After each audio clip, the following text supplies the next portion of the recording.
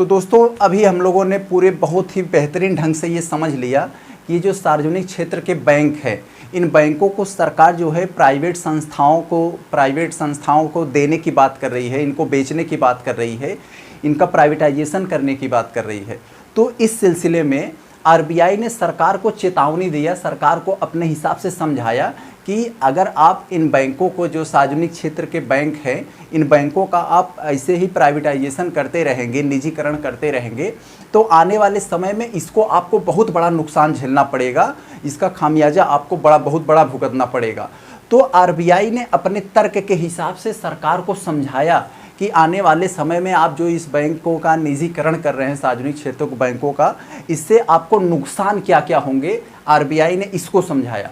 तो सरकार ने उनकी बात को सुना और सरकार ने अपना तर्क दिया कि ये बैंकों के निजीकरण जो हम कर रहे हैं उससे जो है फ़ायदा क्या होगा, यानी बैंकों का निजीकरण से नुकसान क्या हो गया। आरबीआई ने सरकार को समझाया और सरकार ने बैंकों के निजीकरण से फ़ायदा क्या होगा ये आरबीआई को समझाया। तो ये हम लोगों ने देख लिया। अब हम लोग थोड़ा सा इसके बैकग्राउंड पर चलते हैं। ये बैंकों का निजीकरण और राष्ट्रीयकरण का मामला जो है शुरू से लेकर अब तक जो है क्या रहा है, इसके बैकग्राउंड को समझते हैं तो ये टॉपिक हमारा और जो है गहराई से हम लोग इसको पकड़ बन जाएगी, मजबूती आ जाएगा। तो हम लोग सबसे पहले इसके देखते हैं ये निजीकरण और राष्ट्रीयकरण का मामला क्या है। ये निजीकरण क्या होता है मेरे भाई, पहले हम लोग समझ लेते हैं राष्ट्रीयकरण क्या हो, राष्ट्रीय नेशनलाइजेशन क्या होता है।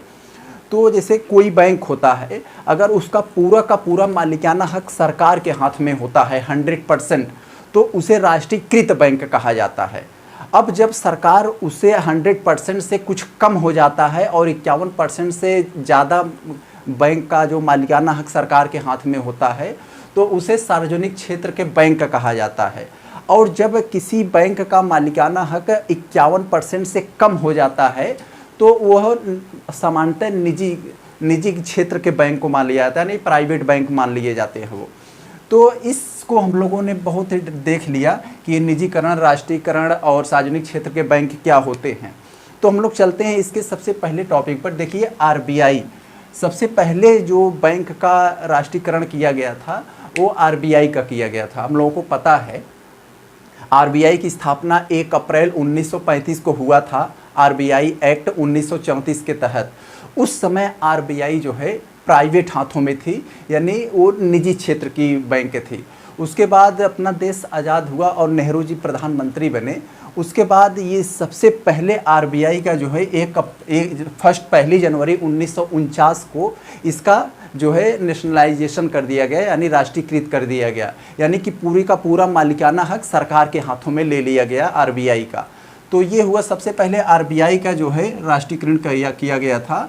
और जब ये आरबीआई की स्थापना हुई थी तो आरबीआई जो है प्राइवेट हाथों में था। फिर उसके बाद क्या हुआ, एसबीआई का 1956 में स्टेट बैंक ऑफ इंडिया, यानी जो एसबीआई बैंक है, जब इसकी स्थापना हुई थी तो यह भी प्राइवेट हाथों में था। तो 1956 में एसबीआई का भी राष्ट्रीयकरण कर दिया गया, यानी इसका पूरा का पूरा 100% मालिकाना जो है सरकार ने अपने हाथों में ले लिया। तो ये हम लोगों ने देखा। फिर क्या हुआ, 1969 में इंदिरा गांधी की सरकार में जो है चौथी पंचवर्षीय योजना में 5 ईयर प्लान, यानी चौथी पंचवर्षीय योजना में 1969 में 14 बड़े बैंकों का जो है राष्ट्रीयकरण किया गया था। ये उस समय बहुत बड़ा जो है चर्चित खबर था। 14 बड़े बैंकों का जो है राष्ट्रीयकरण किया गया था और कितने 50 करोड़ की संपत्ति के आधार पर, यानी जिस बैंक की टर्नओवर, जिस बैंक की क्षमता 50 करोड़ की थी उसको जो है राष्ट्रीयकरण कर दिया गया था। उसको जो है राष्ट्रीयकृत बैंक, यानी पूरा उसे नेशनलाइजेशन कर दिया गया था उस समय 14 बड़े बैंकों का। तो हम लोगों ने इसको देखा। अब क्या हुआ उसके बाद, फिर 1980 में ये मामला आया। 1980 में 6वीं पंचवर्षीय योजना में 5 ईयर प्लान में जो है 6 बड़े बैंकों का, फिर इंदिरा गांधी की ही सरकार में 6 बड़े बैंकों का जो है राष्ट्रीयकरण किया गया।